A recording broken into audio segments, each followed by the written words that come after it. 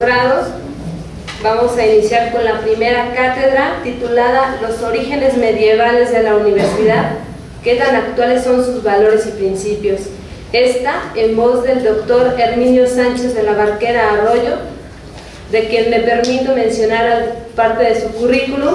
Él es doctor en ciencia política por la Universidad de Heidelberg en Alemania, es maestro en música antigua, tiene varias publicaciones en ciencia política y gran experiencia en la docencia. Bueno, sin más preámbulos, se quedan con él y su plática.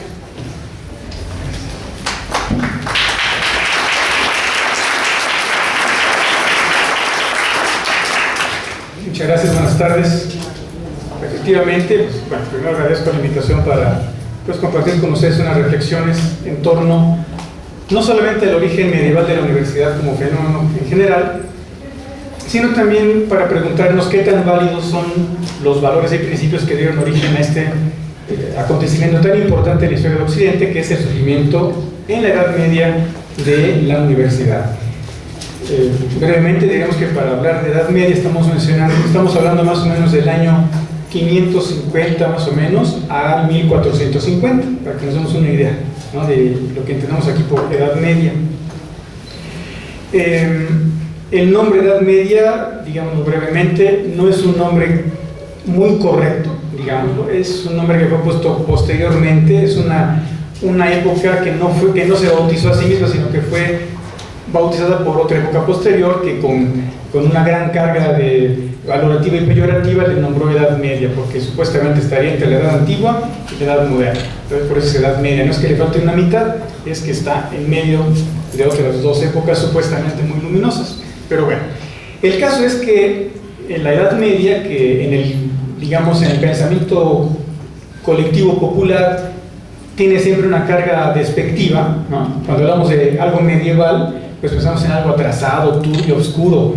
Están de moda las películas pseudo-medievales, ¿no?, del Señor de los Anillos, no sé qué, que se mueven en un ambiente pseudo-medieval de castillos, de caballerías, ¿no?, de princesas en peligro, de dragones, de cosas así. Bueno, esa es una idea, digamos, pues muy popular, que hasta hace poco era más o menos extendida, pero que actualmente pues, ha dado lugar a una idea muchísimo más, al parecer, apegada a los hechos, en donde nos hablan de una época como cualquier otra, en donde hay, digamos, luces y sombras, donde hay, como las personas, todos tenemos virtudes y defectos, ¿no? Entonces la Edad Media también, esos 1000 años de transcurso de la época, pues también tiene elementos positivos y negativos, partes luminosas y partes muy oscuras, igual que las épocas anteriores o posteriores a ella. Entonces, aquí lo interesante es que la universidad, como institución, como fenómeno social, cultural, académico, nace precisamente en la Edad Media.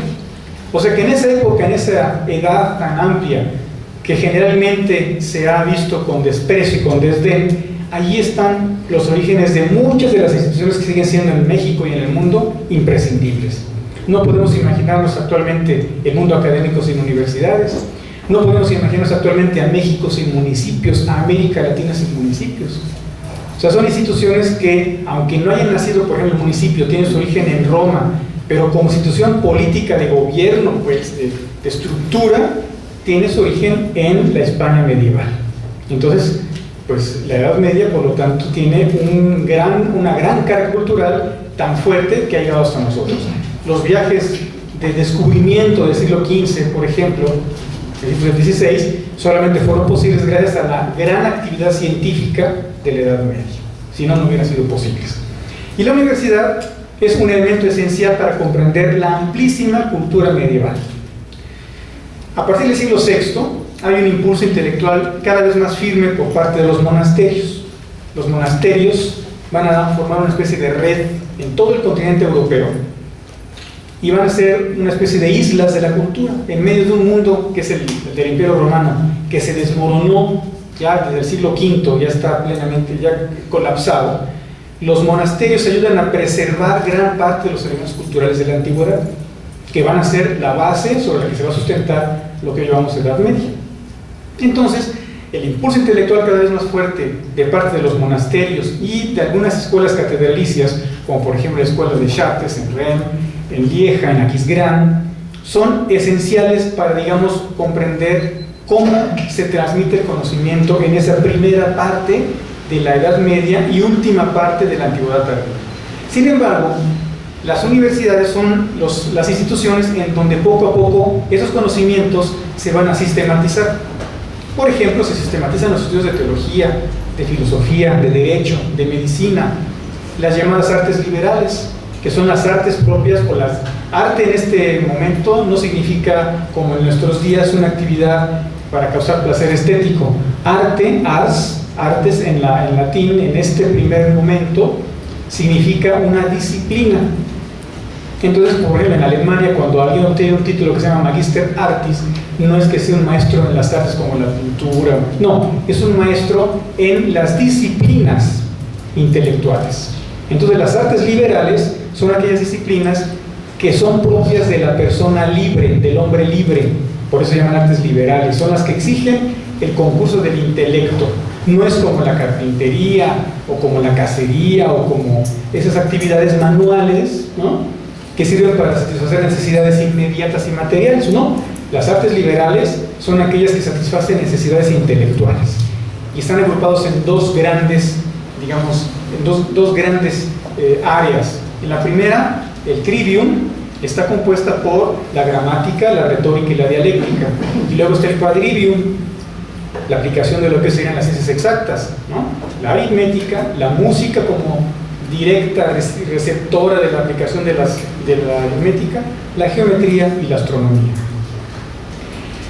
Aquí entonces vamos a pasar ya a lo que es el origen de la universidad. Dijimos que la universidad es la institución en donde se sistematizan los estudios y los conocimientos de la Edad Media.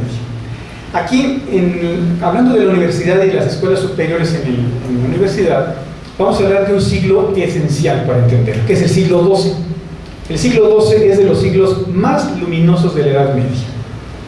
Es un siglo pleno de enriquecimiento cultural, de acontecimientos políticos de primer orden, de personajes importantes como Bernardo de Claraval, como por ejemplo Eleonor de Aquitania, ¿no?, gente de un nivel intelectual, político muy importante. Entonces, en ese siglo XII es donde podemos encontrar ya el germen de lo que será la universidad y las escuelas superiores.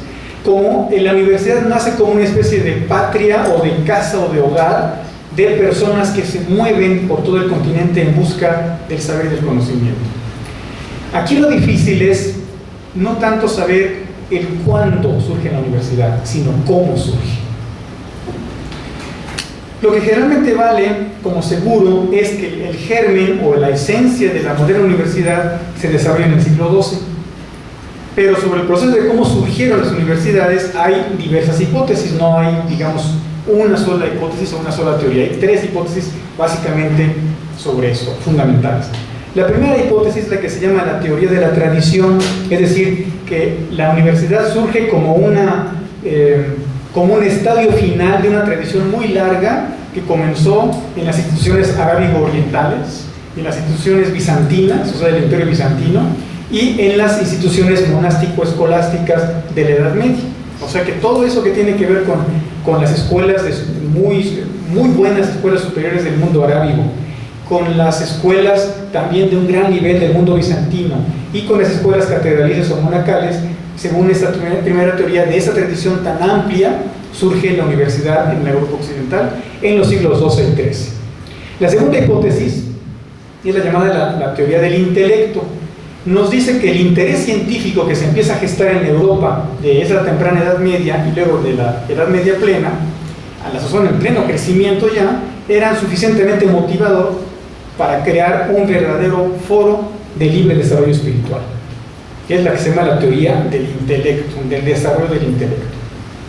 Y la tercera hipótesis es la llamada teoría social. Ahí determinante en esta teoría es el hecho de que las universidades del siglo XII se establecen como nuevas formas de vivir, trabajar e investigar comunitariamente y para aprender. Así que hay tres teorías. Al parecer, hay que desechar la primera teoría, la de la simple tradición de escuelas. Al parecer, la universidad surge por una combinación de la segunda y tercera, o sea, de la teoría del intelecto, de que el interés intelectual alcanza tal crecimiento y tal desarrollo en los siglos XII y XIII que alcanza para entonces buscar formar nuevos foros, digamos, de libre pensamiento intelectual. Y la otra parte, la cuestión social, el desarrollar nuevas formas de convivencia orientadas al conocimiento. Vamos a ver que la escuela catedralicia es muy diferente en su esencia a la universidad. La universidad es no solamente una nueva forma de aprender, es una nueva forma de vivir. Es una forma comunitaria distinta a la de la escuela catedralicia o de la escuela monacal. Porque realmente los monasterios y las catedrales tenían su escuela, ¿sí?, en donde uno podía aprender diferentes disciplinas, pero ese nivel tan superior que alcanza la universidad medieval no lo encontramos en las escuelas catedralicias ni monacales, ni la forma de organización. Así que entonces la combinación de la segunda y de la tercera teorías corresponde presumiblemente a la realidad. La primera es insuficiente, pues solo percibimos un elemento común, ¿verdad? Entonces no solamente es la tradición, sino es la búsqueda elitista de educación, y con elitista no quiero decir en una cierta clase social, sino a personas que tienen el particular interés por el conocimiento. Es lo que se conoce en la Edad Media como un asunto elitista. El asunto de que solamente algunas personas se interesan por la instrucción, por el conocimiento, por la comprensión del mundo. Así que entonces hay elementos decisivos en los primeros años de la universidad que están, digamos, fuera de nuestra consideración, ¿verdad? Hay una actividad escolástica docente y científica que encontramos ya desde antes, pero también hay una forma social nueva de convivencia, y aquí es donde está uno de los elementos esenciales de la universidad medieval: el acento en el carácter corporativo. Es una formación social corporativa que se basa en algo que ya la sociedad de esa época tiene como algo, digamos, común y corriente: los gremios. Es decir, en la Edad Media de los siglos XII y XIII, los artesanos y los burgueses se agrupan, se asocian en ciertas corporaciones. Así, por ejemplo, los plateros forman un gremio de plateros, los ebanistas, los talabarteros, los que hacen tapices, los artesanos de todo tipo tienen sus gremios. Y también los burgueses tienen también ciertas agrupaciones corporativas, hermandades, cofradías, etc. O sea, que este fenómeno social de la corporativización también se refleja en la academia. La universidad es, por lo tanto, un reflejo de esta nueva formación social corporativa de los gremios de las ciudades, caracterizadas por la división del trabajo.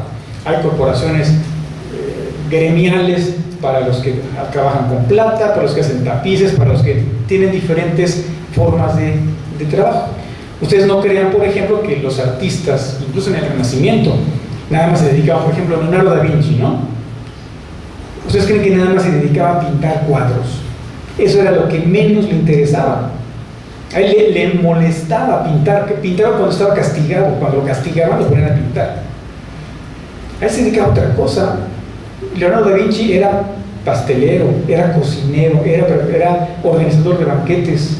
Ese era su pasión. La pasión de Leonardo fue siempre la cocina, el banquete, ese tipo de cosas, no la pintura. Rafael Sancho tampoco se dedicaba nada más a pintar, hacía carros alegóricos, hacía uniformes, hacía, por ejemplo, escenarios para obras de teatro. Había muchas actividades, pero había una división del trabajo. Entonces, esa división del trabajo también se va a reflejar en la universidad. ¿Por qué? Porque se va a agrupar también por actividades, la facultad de teología, la facultad de medicina, etc. O sea que ahí, y además hay una división del trabajo fundamental: el que enseña y el que aprende, el magíster y el escolar. Entonces aquí también tenemos esa división del trabajo como principios constitutivos que marcan lo que es la esencia de la universidad medieval protomoderna, diríamos. Ahí está el germen de lo que es ahora la universidad. Debido a eso se diferencia esencialmente, según su imagen propia y su estructura, de las academias y gimnasios de la antigüedad. En la antigüedad, bueno, un gimnasio no es como hoy, donde vamos a hacer ejercicio. Un gimnasio es un lugar donde se ejercita tanto el cuerpo como la mente, ¿sí? Es decir, una escuela, digamos, para la actividad física e intelectual. Pero esas escuelas, esos gimnasios de la antigüedad, esas academias como la de Platón, ¿verdad? O que a veces, por ejemplo, aprendían caminando por entre los pasillos de las academias, los famosos peripatéticos. Así vamos a acabar en esa universidad si no tenemos salones. Vamos a acabar caminando por los pasillos de la universidad y descubriendo sobre las altas verdades del conocimiento. Los peripatéticos, pues no tenía ese carácter comunal, ¿no? tan fuerte como sí lo va a tener después la universidad. No va a tener esa organización tan firme y no va a tener tampoco la conciencia de que maestros y alumnos hacen una institución distinta. Tampoco entonces es igual a las escuelas árabes del Corán, porque las escuelas árabes del Corán son solamente para las personas de una sola creencia, mientras que las universidades, si bien nacieron en un mundo cristiano, eran generales. Por eso el primer nombre que encontramos muchas veces es Studium Generale, o sea, el estudio abierto a todas las naciones. Con naciones no quiero decir como actualmente por países, sino por dónde nací. Si soy escocés, si soy picto, si soy inglés o irlandés, etc. No tanto por naciones como hoy hablamos de una nación como un país estructurado. No, en esa época nación es simplemente ver de dónde nací, ¿no? Donde tenemos la nacencia, ¿no? Diríamos, ¿no? Entonces el Corán no es una cuestión general. En el mundo árabe, por ejemplo, nadie estudiaba latín, mientras que en las universidades europeas sí se estudiaba árabe. Para los que dicen que la Edad Media era una etapa oscura y cerrada, pues no, porque en las universidades medievales sí se estudiaba árabe para poder entender al otro, mientras que en las escuelas del Corán nadie estaba interesado en aprender latín. Además de que para el mundo árabe, Europa era completamente intrascendente, ¿no? Entonces, las instituciones para juristas y médicos, ahí también tenemos ciertos antecesores de la universidad. En algunos lugares como Bolonia, como París, como Montpellier, había escuelas especializadas en alguna disciplina. Montpellier era famosa en el sur de Francia por su escuela de medicina.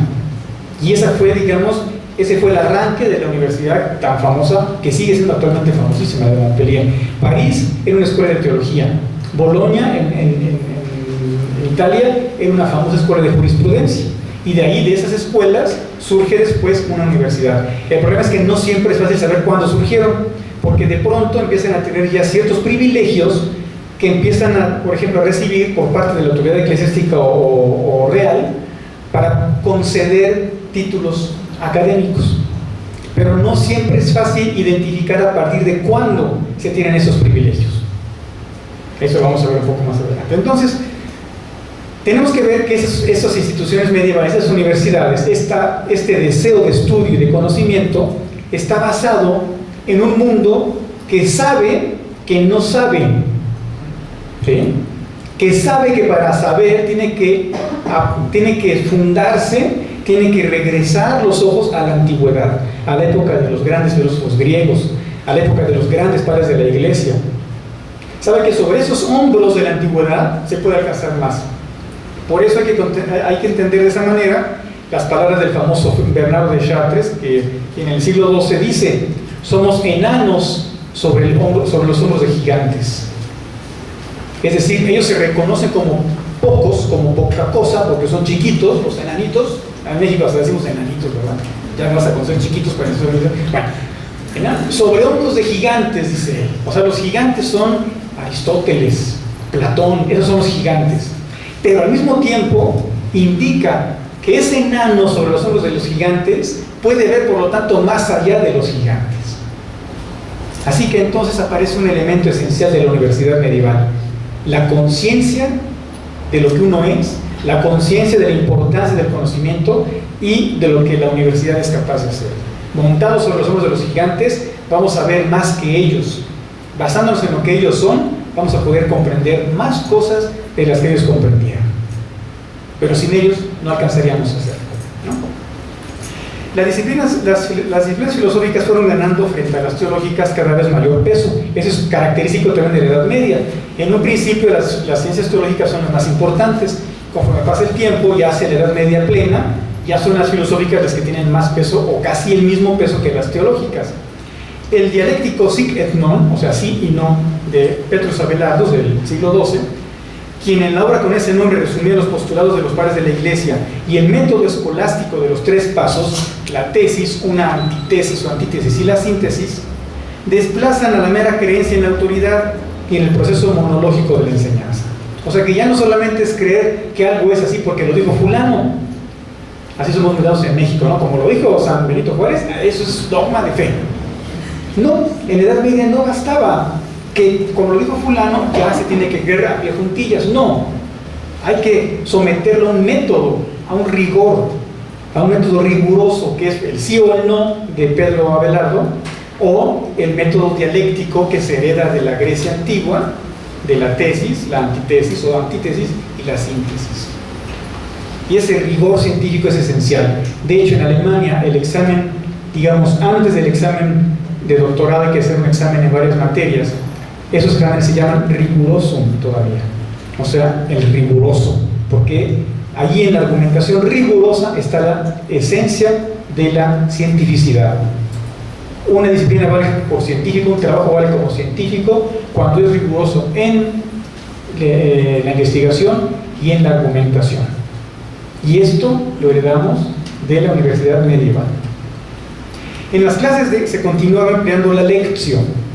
O sea, en las clases en la universidad se utilizaba la lección. Esto es la lectura de fragmentos por parte del magíster. Magíster es el maestro, el que extrae de la palabra mago, el que extrae el conocimiento de algo, no el que saca un conejo de la chistera, sino el que extrae conocimiento de algo, de la observación de la realidad. El magíster, por lo tanto, en la universidad medieval se sienta en una cátedra. Ahorita lo vamos a ver en unas ilustraciones. La cátedra es un trono como el del obispo. Por eso es que cuando el Papa habla como cabeza de la iglesia, habla ex cátedra, o sea, desde la cátedra. No cualquier cosa que diga el Papa es ex cátedra.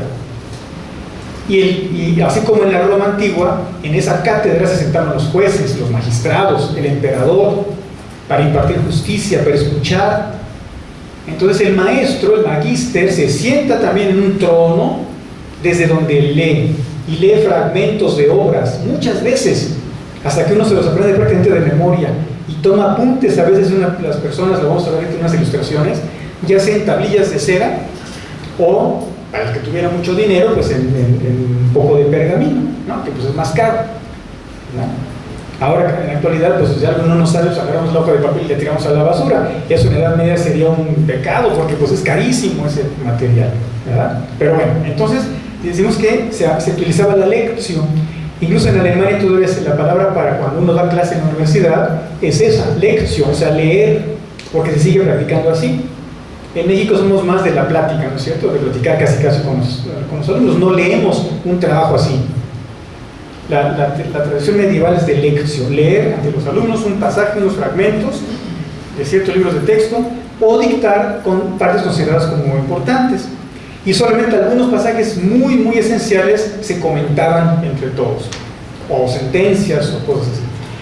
Y además hay un elemento también importante en la práctica universitaria, la llamada disputatio, o sea, las confrontaciones de buen nivel entre académicos o entre profesores y estudiantes, pero no para ver simplemente quién tenía la razón, sino para ejercitarse en las artes de la discusión, de la dialéctica.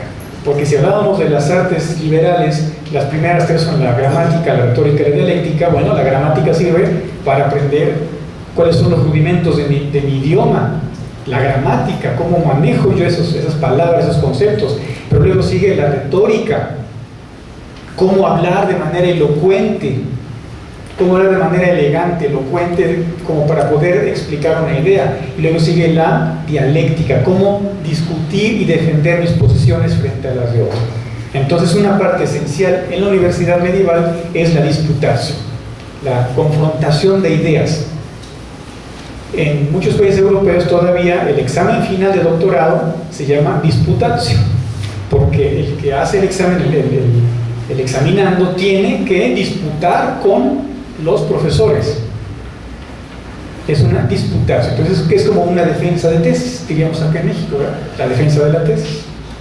Bien, entonces las disputaciones o las discusiones intelectuales se organizaban de manera intencional, eran frecuentes, o sea, no era un pleito simplemente de que surgió ahí entre dos que se caen gordos, no, es algo que se planea, algo que se organiza frecuente e intencionalmente para practicar el uso de la lógica y la retórica, y que demostraba los conocimientos adquiridos. O sea, que eran de los objetivos que se perseguían con eso. Típico de la época era la desconfianza con respecto a antiguas autoridades, lo que les digo, no basaba con que alguien lo hubiera dicho, había que someterlo a una prueba, ¿no? A ello hay que agregar el desarrollo de nuevas asignaturas a partir de la creciente dedicación a las artes liberales y a las disciplinas seculares. O sea que poco a poco también empezaron a preocuparse por la medicina y por la jurisprudencia, ¿sí? Y poco a poco también pues empezaron a surgir esos primeros profesionales que eran los que más ganaban, los médicos y los abogados. Sigue siendo parecido el asunto, ¿verdad? Ahí sí no hemos cambiado para nada. A todo este interés intelectual venía aparejada una gran movilidad geográfica de los sabios y de sus adeptos. Uno no lo puede creer, pero era increíble la cantidad de personas que se movían en la Edad Media, a pesar de las condiciones tan lamentables de los caminos, casi como la autopista del Sol, ¿no? Que era casi así tan malas las condiciones, pero se movían de un lugar a otro. Hoy estaban en Bolonia, mañana estaban en Siena y después estaban en París, al siguiente semestre los contrataban en tal o cual lugar. Claro que a veces las autoridades municipales como que no veían con buenos ojos que sus profesores favoritos se movieran tanto, y llegó a ocurrir que los encarcelaron, ¿no? Y le decían, pasó eso, creo que me parece que en Padua pasó en ocasiones en que Siena quería un profesor de Padua y Padua encarceló al profesor y le dijo a Siena, te lo doy, pero contra una fianza, para asegurarme que después de un semestre va a regresar, ¿no? Entonces eso también es interesante ver cómo se mueven geográficamente, pues la movilidad es altísima. Por lo tanto, ustedes van a encontrar alemanes enseñando en París, como por ejemplo Santo Tomás de Aquino, que es italiano, enseña en París, y su maestro San Alberto Magno se mueve también a París, luego está en Colonia, en fin, hay una movilidad impresionante de personas, ¿no? Y como el idioma era el latín, pues ¿cuál es el problema? ¿Verdad? Digo, el idioma de franco, pues, para todos. A toda esta nueva clase social se refirió el emperador Federico Barbarroja en su constitución para escolares en la reunión del imperio en Roncavi, en Italia, en 1158, diciendo que estos estudiantes y maestros eran personas que siempre estaban moviéndose, lo cual en la Edad Media no creo que era visto con muy buenos ojos. Pero bueno, el caso es que les otorgó privilegios, pues sabía de la especial importancia y utilidad. Inclusive ustedes leen lo que Federico Barbarroja expresa cuando funda la Universidad de Nápoles en 1924. Habla él de la importancia de abrevar en la ciencia y de arrojar abrevar y regar la tierra y arrojar la semilla de la sabiduría. Dice, a partir de ello queremos atraer a personas de talento que a través del estudio y de la observación del derecho, dice, sirvan a Dios y a nosotros por el culto de la justicia. Hombres sabios estarán a nuestro servicio por medio del estudio y del cultivo del derecho, y podremos confiarles la administración de las cosas. Esto lo dice cuando inaugura en el año 1924 la Universidad de Nápoles, ahí donde después jugaría Maradona. Bueno, entonces vemos aquí que tenemos una cierta libertas académica, antecesora de nuestra libertad de cátedra, la libertas académica. Había cierto control, pero había una libertad de cátedra. No había mecanismos de control externo. Lo que se buscaba era garantizar una sólida seguridad social, hacer que el profesor universitario, profesor, el doctor, o magíster o doctor, de acuerdo al grado que tenía, ¿verdad?, se trataba de protegerlo socialmente, de que tuviera un sueldo adecuado, de que tuviera una protección social, ¿sí? O sea que no había nada de régimen de honorarios y cosas de ese tipo, ¿no? Sino que todos estaban protegidos en cuestiones de enfermedad, de todo esto, ¿no? Y eso surge, ¿por qué? Porque así son también los gremios. Los gremios lo que hacen es proteger a sus agremiados. No solamente mantienen una calidad, digamos, parecida en los que trabajan en el gremio de talabartería o de lo que quieran, sino que además garantizan una seguridad social para sus agremiados. La universidad es una especie de gremio intelectual en donde se asegura cierto cuidado social al magíster. Es una especie de gremio que los protege. Entonces surge así como imitación de los gremios de los artesanos y de las corporaciones burguesas. Son colegios, o sea, son lugares donde se reúnen esas personas, y por eso se van a llamar Universitates Magistrorum et Scholarium, o también Universitas Societas Magistrorum et Scholarium, es decir, una sociedad general de maestros y estudiantes. Eso es una universidad, una sociedad general de maestros y estudiantes. Con el paso del tiempo se quedó en universitas, ¿sí? Universidad. Hasta cierto punto podemos decir que son pequeñas repúblicas del trabajo espiritual. Eso es una universidad, una pequeña república del trabajo intelectual. ¿Por qué? Porque tiene sus propios estatutos. Porque además los estudiantes, en algunos casos, por ejemplo en Bolonia, eligen a su rector. Porque hay transparencia en el trabajo de la universidad. Y porque la universidad la constituyen exclusivamente maestros y alumnos. No hay edificios como los tenemos, sino que trabajaban en conventos, en monasterios, en la casa de gobierno. Diana, ¿podríamos ver una de las ilustraciones, por favor? ¿Podemos apagar la luz? Nada más tantito para que no nos duermamos, como dicen en el pueblo. La primera. Vean ustedes, ese es un... ¿Sí? ¿Se alcanza a ver? Ahí como que no entra mucha luz. No sé si se alcanza a ver. Este es un fresco que está en el Palacio Municipal de Siena, en Italia.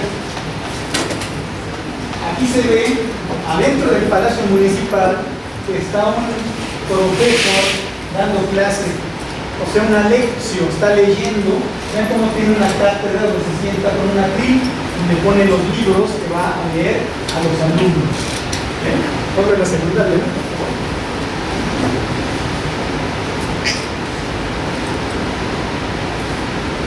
Aquí, por ejemplo, eso, que en contra de lo que ustedes pudieran creer, no es en la clase de segundo año de la ciencia política. Oye, no es un maestro, aquí uno podría pensar que es uno de los diputados que tenemos como alumnos, ¿verdad? No es uno de ellos.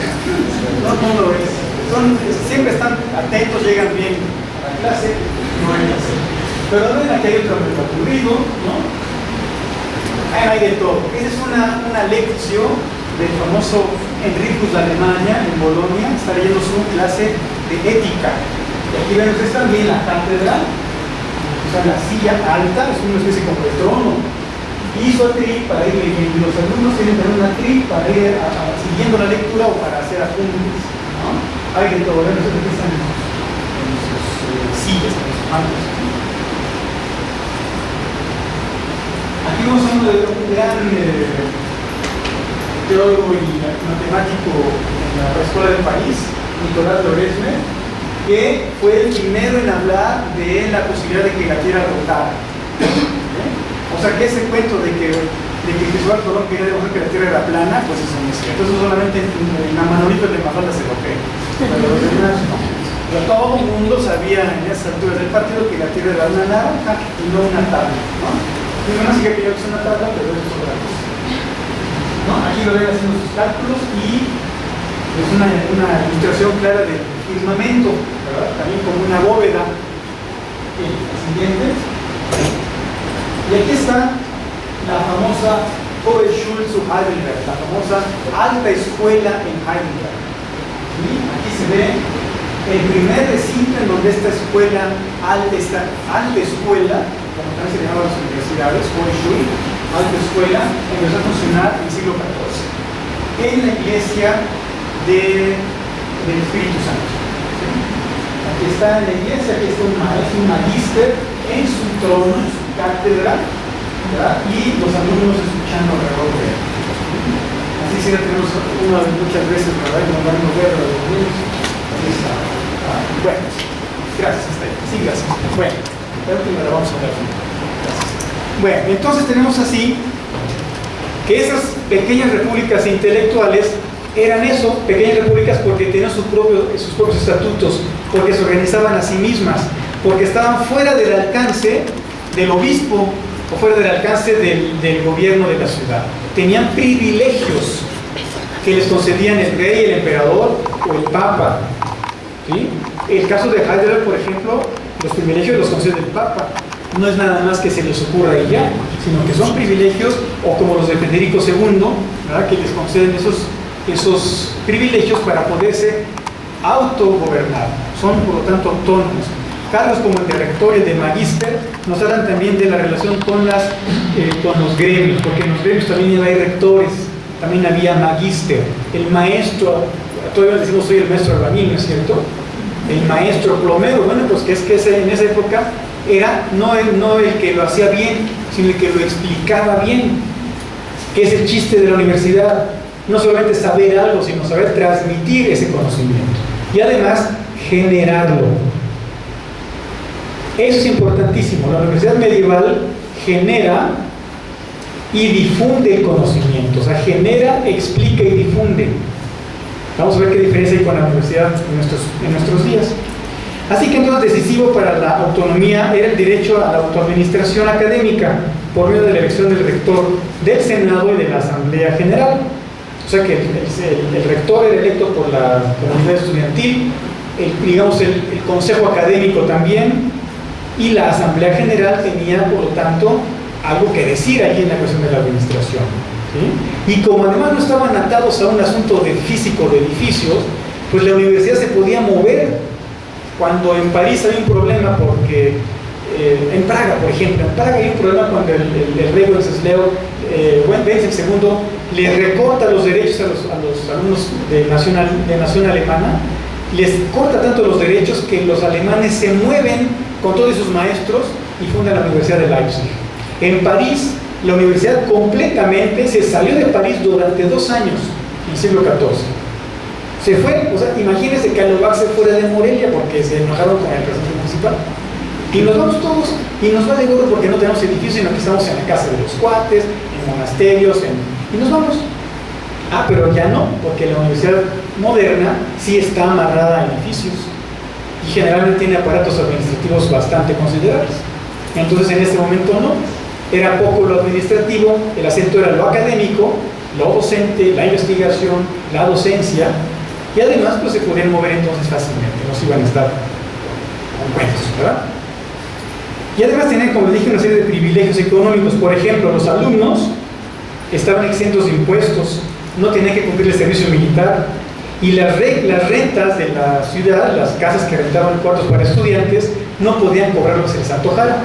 Estaban también reglamentadas, no congeladas, sino reglamentadas. Entonces era un orden realmente que a veces extrañamos, ¿verdad? No cualquiera podía abrir una universidad en su cochera como actualmente, ¿no? Las Patito. Y en la cochera es el salón de clases y en la sala es la oficina. En eso no existía en la Edad Media. Había una serie muy rigurosa de requisitos y de procedimientos que había que cumplir para que una institución, una escuela, fuese nombrada universitas, ¿no? Magistrum et Scholarium. Esto permitía apoyar a estudiantes con problemas financieros, sobre todo tomando en cuenta que los estudios teológicos podían durar por lo menos 8 años. Había también algunas becas y fundaciones, por ejemplo, la Sorbona fue una institución fundada por un noble, Robert de Sorbonne, para apoyar a alumnos pobres o a magíster, a maestros pobres que querían acceder al doctorado y no tenían ese dinero. Entonces, podían ahí vivir en esa Sorbonne, que sigue siendo famosísima, ¿no? La Sorbonne, y ahí recibían también alimentos. O por ejemplo, la ciudad de Nuremberg, en Alemania, cuando tenía escasez de personal administrativo, becaba a ciertas personas, hijos de la ciudad que tenían cierto talento y los mandaba a estudiar, para entonces, ya una vez que terminaran el estudio, pasaran a servir en la administración de la ciudad. Por todos estos derechos y privilegios y por internacionalidad, no son las universidades comparables con las instituciones tradicionales como ya las hemos mencionado. Es decir, una escuela catedralicia no tenía esos privilegios, no era internacional. A Bolonia llegaban llegaban estudiantes de todo el continente. A Oxford llegaban también de todas las islas británicas, a París llegaban de todos lados. Esta internacionalidad no la tenía ninguna escuela catedralicia. Esta internacionalidad es un elemento importante. Los privilegios, los derechos que tiene una universidad no los tenía ninguna escuela del Corán, ninguna escuela catedralicia, ninguna escuela monacal, ninguna escuela palatina. Es entonces, como dice un investigador, la universidad es un invento social de la escolástica. A fines del siglo XII y principios del XIII hay un crecimiento de las universidades y se convierten en verdaderos centros de enseñanza. Las primeras más importantes son París y Bolonia. En Bolonia hubo épocas en que la ciudad destinaba la mitad de sus ingresos fiscales a la universidad. La mitad. Se calcula que eran como 20.000 ducados, que eran muchísimos 1.800 millones de pesos, ¿no? Y se diferenciaban ya por su organización, por su, digamos, división del trabajo en facultades. Esas instituciones se llamaban, por ejemplo, Studium Generale, Studium Privilegium, Academia, Gymnasium, Hochschule, o como ya vimos, universitas o universitarias. ¿Sí? El nombre primero pues, no fue uniforme, sino que fueron surgiendo diferentes nombres. En un principio se enseñaba y disputaba en la calle o en la iglesia o en las iglesias. ¿Sí? O sea, las clases tenían lugar en las calles, en los parques, por ejemplo, en los portales, como vimos hace rato también, en los frescos de Siena, en el Palacio Municipal, en los monasterios, en los conventos de personas o de órdenes que daban un espacio para que ahí fueran las clases.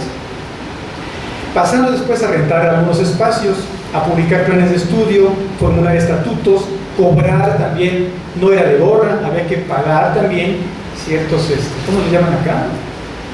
Mensualidades o cómo se llama. Sí, ¿no? Colegiatura, ¿no? Colegiatura, hay que pagar una colegiatura. Claro, las personas becadas pues tenían también ciertas protección de la universidad para que no tuvieran problemas económicos. Había que llevar una matrícula y poseer símbolos de autonomía como el sello y el cetro del rector. ¿Podemos ver la última? Bien, ¿podemos ver por favor la última?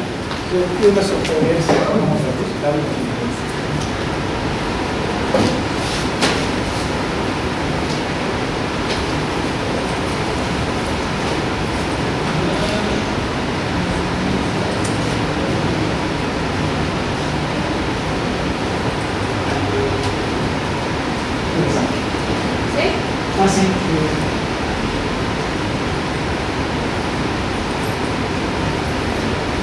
La de aquí.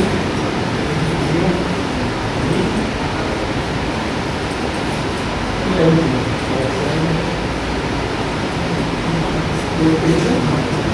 Es el formato. ¿Está?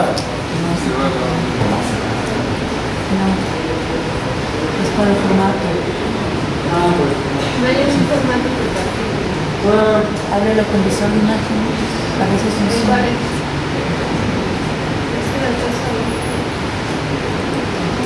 Con botón derecho. Exacto. Abrir con. ¿En abril? En abrir con. No, abrir con. Abrir con. ¿Qué dice abrir con? ¿Cuál es?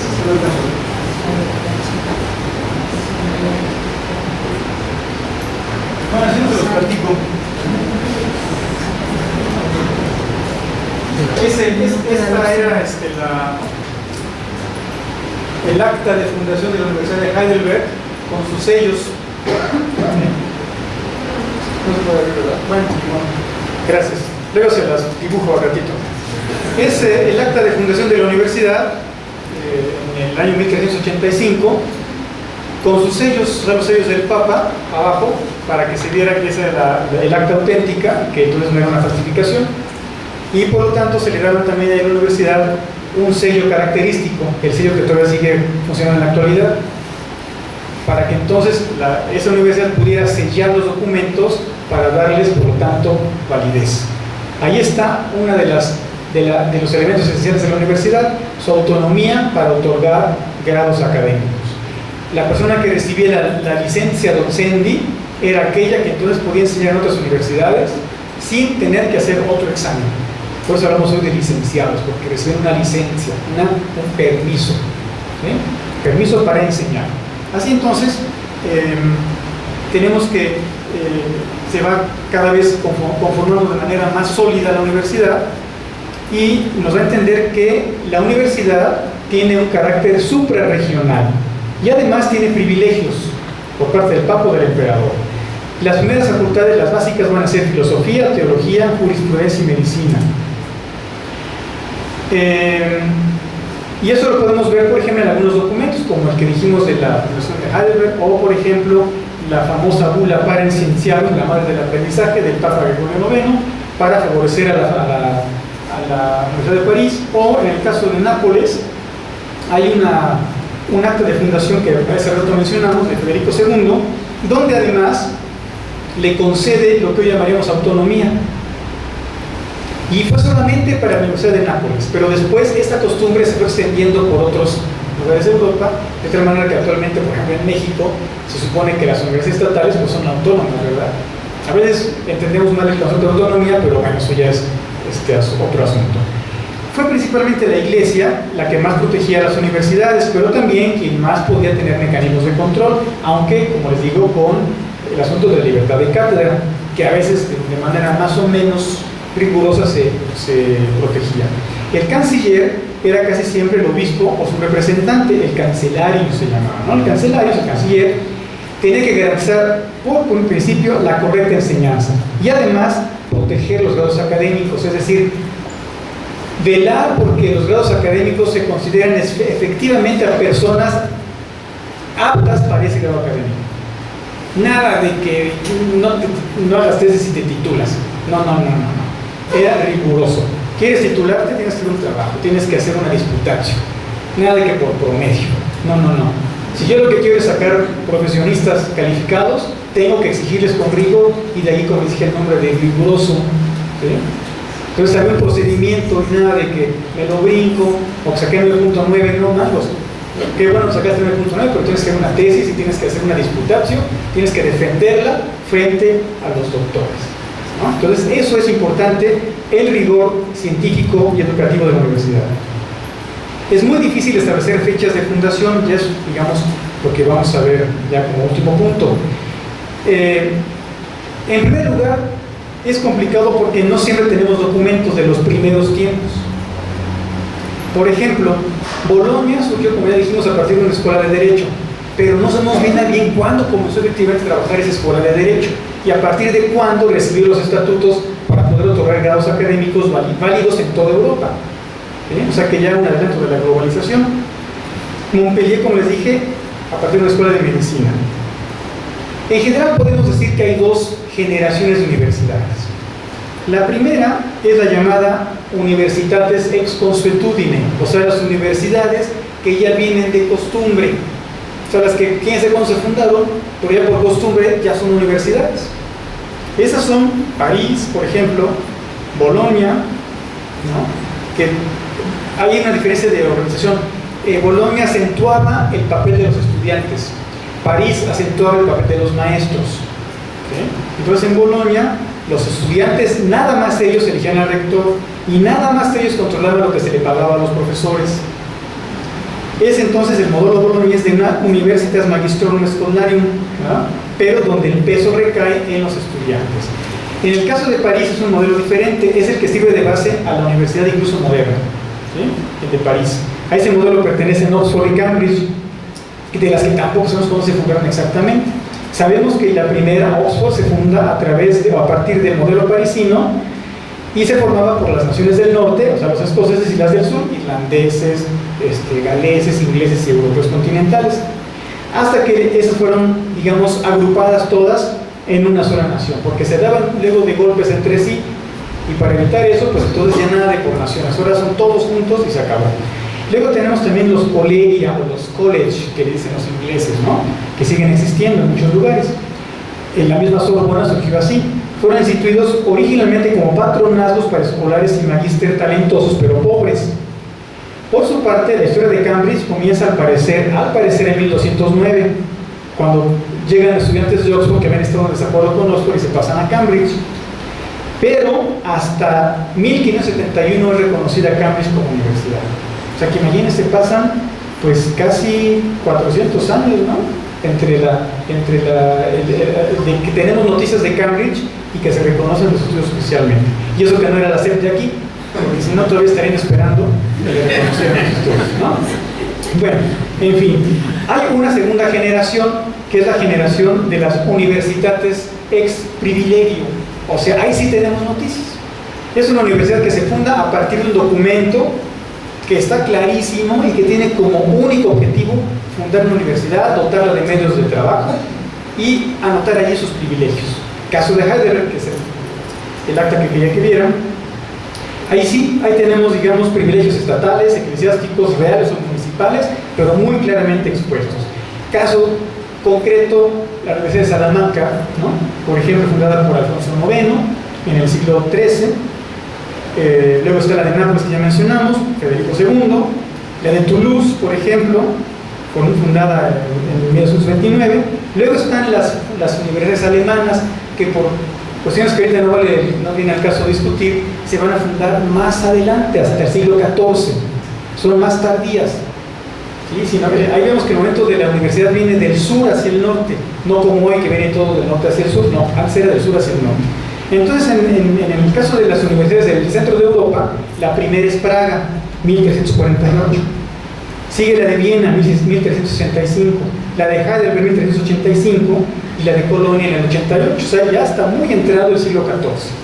Estamos hablando de, pues prácticamente 200 años después de la de París y la de Bolonia, ¿no? La de Heidelberg fue aprobada por el Papa Urbano VI y comienza a trabajar en el 86 en la Iglesia del Espíritu Santo, que vimos hace un momento acá, ganando significado con una rapidez y constancia impresionantes como ninguna otra y con un impulso que continúa hasta nuestros días. Las universidades americanas fueron parte de esta segunda generación de las universidades ex privilegio, porque todas se fundaron a partir de una orden del rey de España. Cuando digo americana me refiero a las de México, de la Nueva España para abajo, porque de la Nueva España para arriba pues no había nada, ¿no? Por ejemplo, 1538, la de Santo Domingo es la primera en América, 1538. Luego siguen en el 1553, la de Lima y la de la Ciudad de México. La más antigua de América es la de Lima, porque la de Santo Domingo y la de México dejaron de funcionar en algún momento, mientras que la de Lima lleva desde que se fundó funcionando y por lo tanto se considera como la más antigua de América, ¿sí? Entonces, en México pues tenemos, digamos, una de las más antiguas. Después de Santo Domingo, el mismo año se fundan Lima y México, pero México empezó a funcionar antes que la de Lima, ¿sí? Es un poquito más viejita, nada más que la otra no dejó de funcionar. La universidad medieval, por lo tanto, se caracteriza por mantener una vida muy ligada a su comunidad, por sostener una actividad intelectual intensa y agitada inclusive, ¿no? Y además por guiarse por estatutos y por reglamentos muy rigurosos. Florece notablemente en medicina, en jurisprudencia, etc. Ya para terminar, como un resumen de lo que hemos visto, podemos identificar esos valores y principios que identifican o que caracterizan a la universidad medieval. Primero, el acusado espíritu de cuerpo, ¿no? Se concibe así mismo la universidad como un gremio de intelectuales. Número 2, el énfasis en la obtención y difusión del conocimiento, no nada más en la difusión, sino en la obtención, en el cultivo y difusión del conocimiento. 3, la preparación para la vida, como decía Séneca, ¿verdad? O sea, no nos preparamos para la escuela, ¿no? Non scole sed vitae diximus, decía Séneca. O sea, no nos preparamos para la escuela, sino para la vida. Luego, otro punto esencial es que lo más importante para la universidad son los maestros y los alumnos. No hay, por lo tanto, un lugar físico imprescindible que nos amarre, sino que son maestros y alumnos. La penúltima característica que encuentro es el acento en la palabra generale, universitates, universitas, general, para todos. Todas las naciones podían acceder al estudio universitario, todas las naciones. No había unas superiores a otras. Y luego, como último punto, la autonomía, la transparencia y la democracia en el gobierno de las universidades. Comparándolo con lo que pasa en nuestros días, en muchos países, como todo, por ejemplo en México, pues nos damos cuenta de que el énfasis no está siempre en la obtención del conocimiento, sino simplemente en la difusión del mismo. Las universidades rara vez investigan, los maestros rara vez escriben, producen, sino que son maestros, como tenemos por cuestiones también económicas, maestros solamente de asignatura o de horas, pues no son generalmente personas que escriban o que produzcan algo, sino que vienen y dan una clase, pero hablan de lo que otros investigaron. Por lo tanto, el acento no está en la creación, en la generación del conocimiento, sino solamente en la difusión. Y luego se nos olvida que por ley en México las universidades tienen 3 obligaciones: la docencia, la investigación para generar docentes y la difusión de la cultura. ¿Sí? Otra cosa, nuestras universidades no siempre nos enseñan o nos educan para la vida, sino para la escuela, para pasar la materia, para salir a la calle con un título, pero no nos enseñan que la carrera no empieza aquí, empieza allá afuera, y salimos a veces sin tesis, a veces por promedio, a veces como sea, y cuando tenemos que hacer allá afuera un proyecto o presentar una solicitud de beca, no hay quien nos diga cómo se hace algo así. No nos estamos preparando para la vida, sino para la escuela. En la universidad medieval lo importante era lo académico. En muchas universidades mexicanas la importancia estaba, el énfasis está en la administración. Si ustedes fueran a una universidad estatal y vean la enorme cantidad de personas que se concentran en lo académico, y en las privadas también, cada vez inclusive hay más requisitos que hay que cumplir para satisfacer cuestiones meramente académicas, ¿no? Cuando lo importante es la docencia, la investigación, la generación, difusión del conocimiento y de la cultura. La autonomía sigue siendo un elemento importantísimo en la vida de la universidad moderna, heredera también de esa autonomía medieval. Y por último, bueno, obviamente, pues no podemos imaginarnos una universidad actual trabajando como una medieval sin un edificio, ¿verdad? Ya no sería posible. En aquella época no había laboratorios ni cosas de esas. Actualmente sí. Entonces, pues por muy romántico que nos pueda parecer el hecho de que una universidad se enoja y se mueve toda, porque no tiene una atadura física, pues bueno, eso sería actualmente imposible. Pero de todas maneras podemos darnos cuenta a partir de esas reflexiones que gran parte de los elementos de la universidad que nos siguen caracterizando proceden de esa, para muchos, oscura Edad Media, cuando realmente fue una época con sus luces y sus sombras y que nos ha dado mucho más de lo que nosotros pensamos. Pues yo con eso termino, les agradezco su atención y muchas gracias.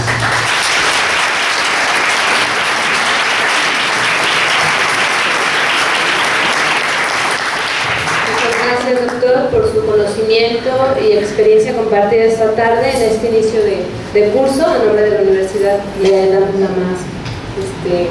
el más grande agradecimiento. Así también les invitamos a reincorporarse ya a sus clases. Les felicito nuevamente y que tengan una excelente tarde.